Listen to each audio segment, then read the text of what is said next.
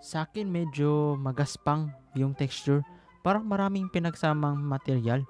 Oh, similar, parang layered, hindi smooth. May konting matigas na part sa kilid. Sa akin, solid yung object. Isang buo, smooth yung surface, parang prop na display.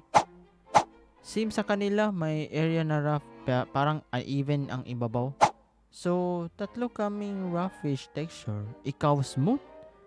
Hindi totally smooth, pero hindi siya layered. Parang sculpt piece.